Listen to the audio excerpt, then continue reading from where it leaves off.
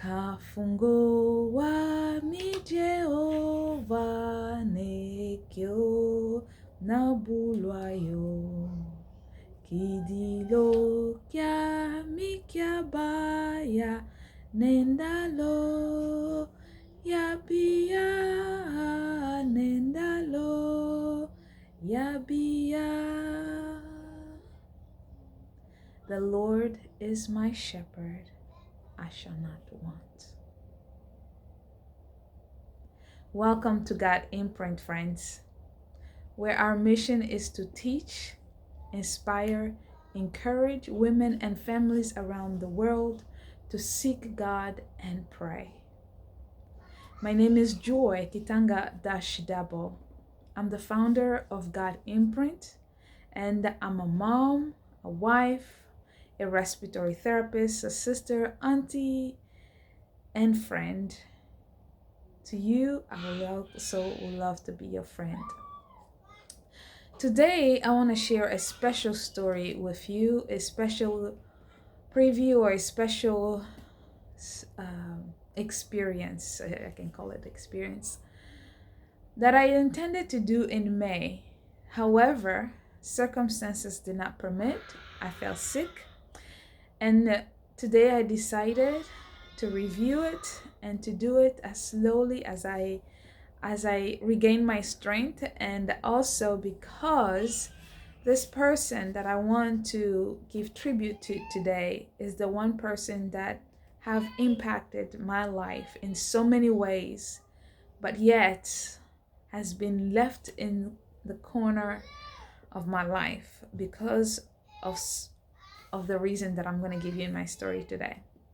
This person is very special to me and is in heaven, resting in peace, or maybe, I don't know. Maybe she's, I don't know, doing business or doing gardening because she loves gardening. She also loves helping people. So maybe she's in there escorting newcomers in their destination. She's always doing something. She was also a healthcare provider. One of the reasons that I'm so in love and passionate about healthcare. She taught me to love people through the eyes of a healthcare provider.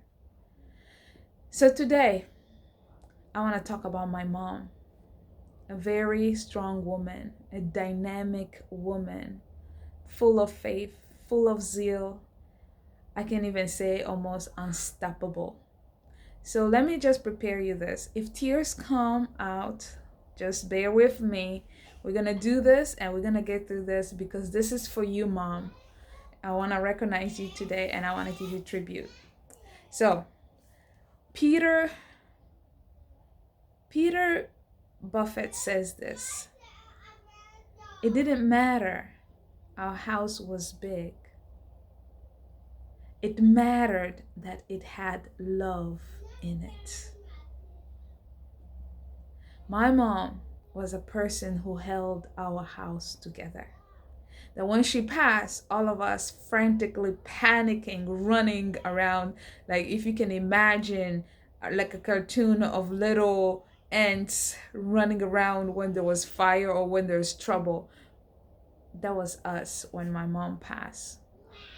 I remember the story the day that she passed. The day that she passed, we woke up the morning and she would scream, "Everybody get up, you gotta go to school, you gotta go to school." Have you ever have someone in your family who always cheer everybody up, who always encourage everybody, who always stand for everybody, whose energy fuels everybody in the house? That was my mom. So that morning, we were all dragging ourselves out of the room, out of the bed.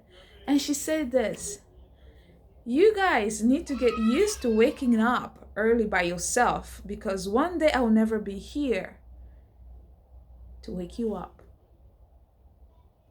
Not knowing that those words were her last that day. Oh, me, little Joy, young Joy, I was screaming, "Oh, you will live forever. You will never die. You're gonna live till you are old woman. And she smiled in her beautiful smile, elegant. And she said, you will just trouble. You are something else.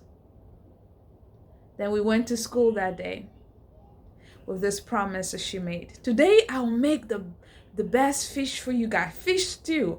Oh, the fish stew. My mom was the best cook. When she cook, she will just make you feel life is nothing else but beautiful and kumbaya and akuna matata. Everything, it was in her food. Love, compassion.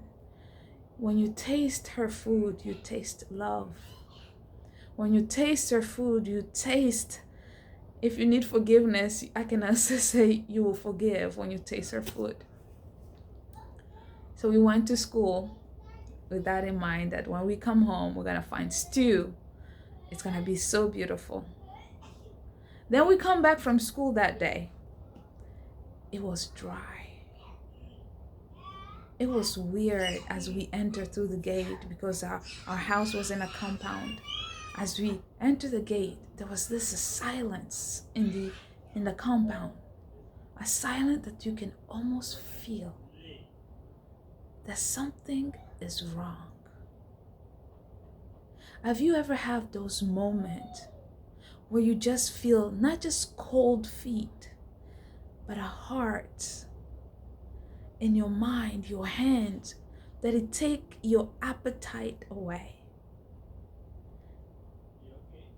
As we were running, mommy, mommy, mommy, we're back, we're back, we're back, we're back.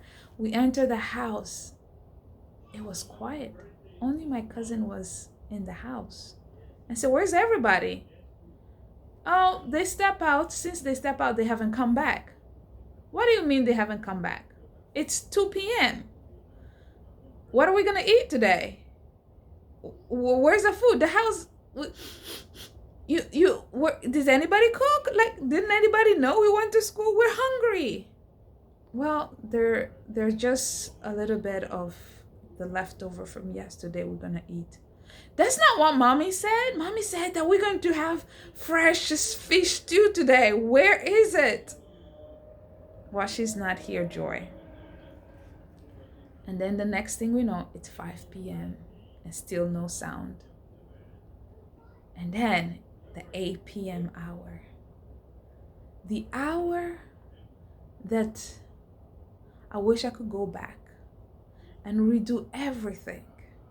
The hour that I never thought that it would change my life. The hour that froze me. The hour that left me in suspense. Around 8 p.m., it was already dark. We hear at the gate, beep, beep, beep, beep, beep, beep. And the older gentleman went and opened the gate, and suddenly there were cars just coming through. And as they're coming through, we wonder, what is going on? Why so many cars? And then I saw my brother-in-law. I'm like, what's going on? He had this heavy face on him. I say, wait. Okay, Dad, where's Mom? Everybody's here. Like, there's a lot of people, but where's Mom? Where's Mom? And he rushed to the bedroom. He came out with a, he came out with a wet face, as somebody who just washed the face to wash the pain away, the sorrow away, to hide it so we won't see it. Of course, I will not take that. I start screaming, Daddy, Daddy, where's Mommy? Where's Mommy? Come on, where's Mom? Everybody's here. You all left in the morning. And why are all these people here? And then he said, let us meet in the living room. And then we met in the living room. He sang this song. Hakuna Mungu kama wewe. Hakuna Mungu kama wewe. Hakuna Mungu kama wewe.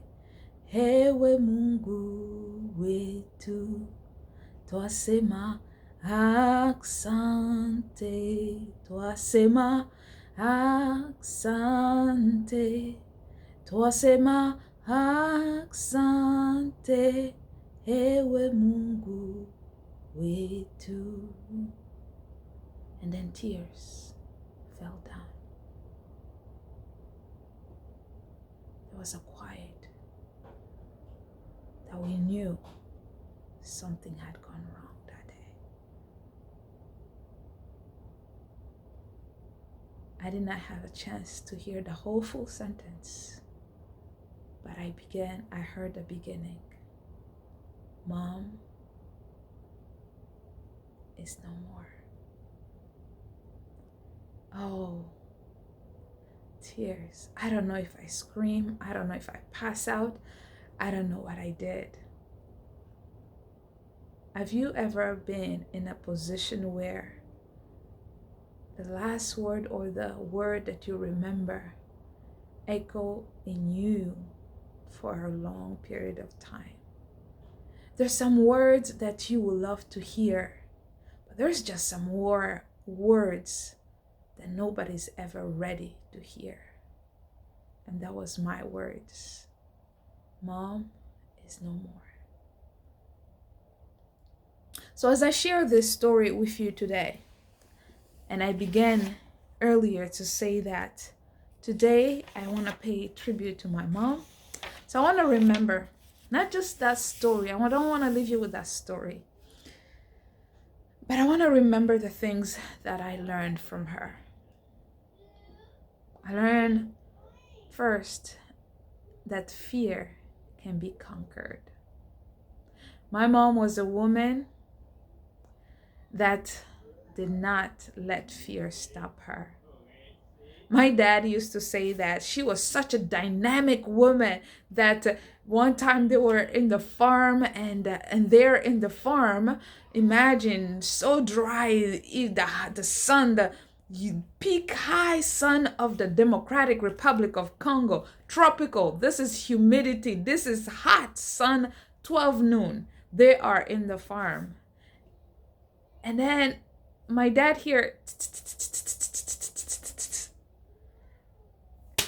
and my dad panic.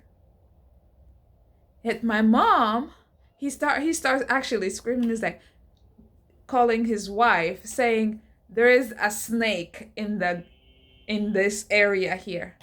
My mom would take the hammer or the tools or the wood that she will have there and just splash the snake. And then the snake dies and she picks it up and she throws it away. Fear can be conquered. And my dad used to say, I was like, why does she not afraid of the snake and I am? That was my mom. Well, you can think about this. In Genesis 3, after the Adam and Eve had eaten the apple and have seen and have this long conversation with the snake, one of the things that God says is that there will be enmity or conflict, or there will be struggle between a woman and the snake. And I think my mom, with knowing who she is and the faith that she had, she took that to heart, that she had the power to overcome anything that was reptile. Let me tell you, anything that was reptile. And then when I say anything reptile, she had no fear of anything of reptile. She will whack the snake like it was a little worm and move on like nothing happened. What is it? What fear do you have that you need to conquer? Because fear can be conquered. God says in Genesis 1, let us create men and women in our image, and in their image, in the image of God, He created them, and not just created them, but He gave them authority. He gave them dominion over everything of the earth. And I will encourage you to tap into that courage, to tap into that strength and conquer fear. Another moment where I saw my mom conquer fear, it was a rainy day. a rainy day. It rained all day. It even rained out to like the evening, like like when the sun is setting down, and it start getting dark. And we had a house a little an annexed house behind our main house. And my mom said to me, Joy, let us go to the back house, grab some laundry so that we can. It seems like this rain will not stop, so we can come and fold the clothes. As we step outside, dark. It already gotten dark. The lights at the back were not on because you have to walk and go turn it on, and the light at the big house had died. And my mom, we step out, and all I can hear was Robert, Robert.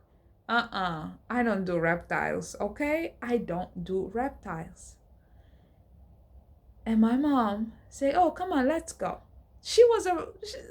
Frogs were not her favorite things, but she just said, "In the name of Jesus, you will not hold me fear," and began to walk. Kidding me not. The frogs began to leap out of the way. And it was not just one frog or two frogs. No, it was a bunch. Like you can hear them having a symphony in the backyard. And my mother just simply said, "In the name of Jesus, fear you will not hold me." And she walked through that path. Fear can be conquered. Fear can be conquered. And last one, my mother taught me was to be attentive. Be attentive. One morning, my mom used to pick on me a lot because I was daddy's girl. So I avoid kitchen work. I avoid anything that I can learn from her. Be attentive. So I finished cleaning up the house and I was ready to go. And then she called me, "Joy, I left you a note on the table." So I went in there looking for a note, a paper on the table. Where is this note? And I said, "Mom, I can't find this note." She said, "Keep looking." And as I'm looking, and I said, "Mom, I can't find this note." Then she come back and she say, "Lean over." And as I lean over, there was dust on the table. And she has written on there, "I love you," with a smile. I said, "Really?" She said, "You gotta learn to clean and you gotta learn to pay attention when you do something." What memories of somebody do you have, or what they thought to you about life that you can hold on to instead of allowing grief, allowing pain, allowing sorrow, allowing fear to move forward, grab you? As I do this video, I remember fear can be conquered to joy. And be attentive. Because when we be attentive, we do our work well. When we finish our work, it's not just for us, but the people around us benefit. The people around us become transformed. So I thank you, Mama, for teaching me, for loving me, because our house will never be the same without you. But we remember your love, your compassion, your ability to be attentive, your strength, and your dynamic energy. To all of you who have listened, I hope this encouraged you to rise up, that it's okay. We lost our loved one, but it's okay. We can celebrate them by remembering the gift that they left us with. Have a blessed day and shalom.